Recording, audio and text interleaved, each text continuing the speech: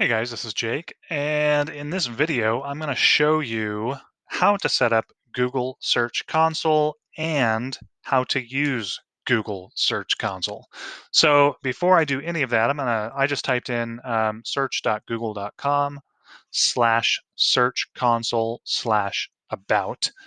And that just kind of brings you to a basic overview of what Search Console is and why you want it. And you definitely want it set up on your website.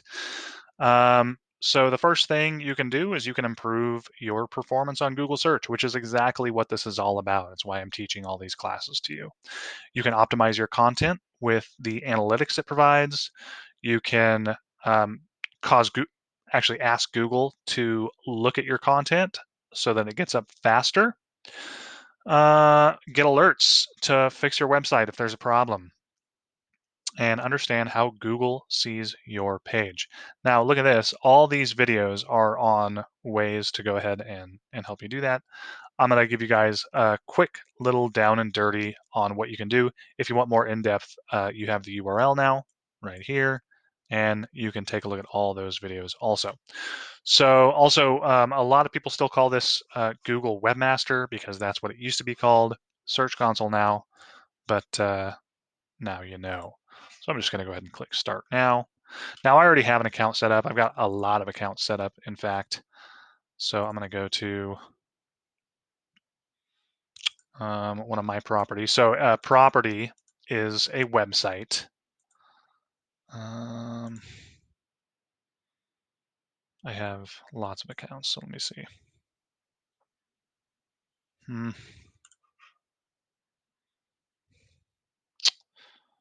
Okay, I'll just go to this one.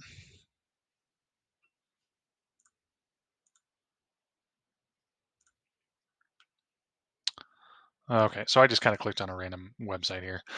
So as I look at this, the first thing I land on is my overview page. This is just the basic overview of the website. You can see here the number of searches and clicks that your website gets each day. And if I click on that performance, it gives me a little bit deeper view of that. Okay, so 4 main metrics we're showing on performance, and performance is kind of just the best place to start. So I'm going to open up all of these. So the first thing is total clicks. That's pretty obvious what total clicks means. It's the number of people who actually click on your website. Also, total impressions. So impressions means the number of times someone actually laid eyes on the link to your website. So if I were to go to, I'm just going to type in something like Redding, California. This is an impression. I see Redding, California's Wikipedia page. I see the City of Redding page. I see the Visit Redding page. Now, did I actually click on any of those? No. So it's not a click, it's an impression. And then there's the average CTR. CTR stands for click-through rate. And obviously, when you take impressions and divide by total clicks, you get the click-through rate, the number of views divided by the number of times it was clicked. In this case, 3.6% of the time when this website shows up in Google search, someone actually clicks on a link. Really hard to say whether or not that's good or not. This is not an active website of mine. But in some cases, you'd be proud of that, and in other cases, you'd want to increase that a little bit. And finally, average position. So 23.1. Now, in a normal Google search, you have 10 results, 1 through 10. So you want to be your average position, the lower, the better.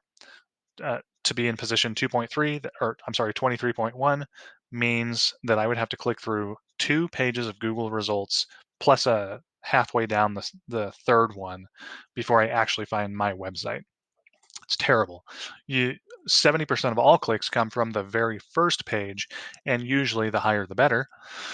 But one of the reasons this is showing up 23.1 is because we are tracking 1,000 keywords. And so now you just can't do that. So, and what I mean by that is if you had 1,000 keywords associated with your website, really only 15 to 30 are actually getting you 99% of all your traffic. The other 970 keywords are the ones that land you on page 2, 3, 4, 5, 6 and you never really get any traffic from those. We're tracking 1,000 keywords. Let's just take a look at some of these. So Winch Ready Bumpers, that's the name of this company. So naturally, they get a lot of clicks out of that and impressions. I mean, a lot. Nearly half the time someone searches for the name, they end up going to the website, and of course, they're position 1 for that. Winch Ready, a little bit less exact of a search term, but they still have a 52.2% um,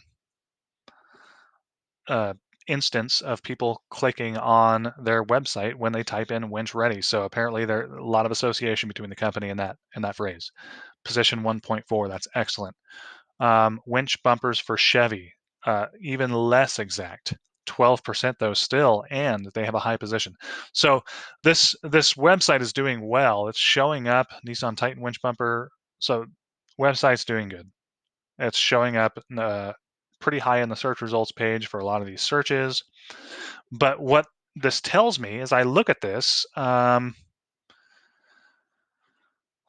what interesting, Silverado winch bumper is showing up as a search that it's doing pretty darn well in.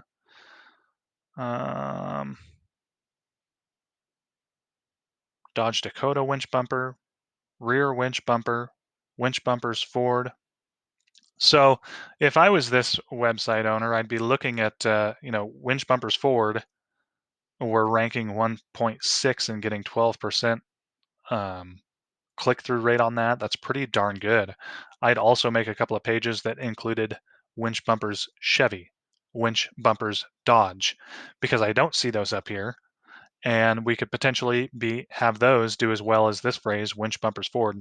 I never would have guessed that people type that into as an online query when they're looking for a winch bumper, but apparently that's something they do. So I'm using this and I'm trying to understand the phraseology of what my customers are typing into Google so that I can make better informed decisions on how to make my next pages. And look at this. I can look at all of the key phrases that I'm number 1 for and really understand that better. So powder coating wheels near me. I rank number 1 for that. That's great. And it tells me what I can do more. And then of course I can go all the way. Now I'm in position 8. 2002 Dodge Durango off-road bumper. So this tells me that I don't really want to use key phrases that are so exact that I get fewer. They just show up way lower down the line. Also, you can see that this has 0 clicks. No one has ever, even though someone has typed this in, no one's ever clicked on it. Why? Because we're in position 8.8. No one clicks on it. And it's only shown up 23 times in the last 3 months. You can see here's my date range, 3 months. So clearly don't want to work on a keyword like that. So I know by looking at this list, I know what keywords I don't want to use, and I know what keywords I do want to use just by looking at what people are typing in. So that's how you use performance. URL inspection, this is a really great tool. So I can go ahead and type in winch ready, bumpers.com. Oops. Hold on.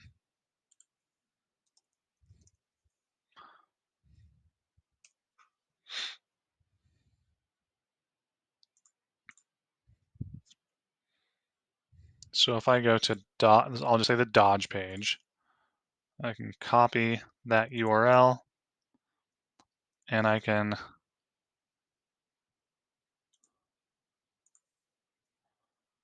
just specifically look at this one page and let Google tell me all about it. So I can tell right away there's no errors. One, it's mobile friendly. That's good. I can actually click on the mobile friendly and I can test the URL coverage. That means Google sees it and knows what's on the page. That's great. URLs in Google. So basically green check marks across the board. If I want to know if I have any problems, what I can do is I can go to Core Web Vitals, and I can, ooh, look at this. I see a problem. I've got 5 poor URLs on my website on mobile. So let's open the mobile report. And I can see, look, these occurred very recently on Monday, November 9th. Today is the 13th, so just a few days ago. And this, when I scroll down in this report, it actually tells me what the problem is. LCP, that means, basically it's running too slowly. So now I know that there are some pages that are running too slowly. And here's a good example. Aggregate LCP is the time it takes for 75% of the visits to a URL to reach largest contentful paint. Again, the page is running slow. So why did 5 pages suddenly start running slow just recently? That's something I can look into. I can look at each page and find that out.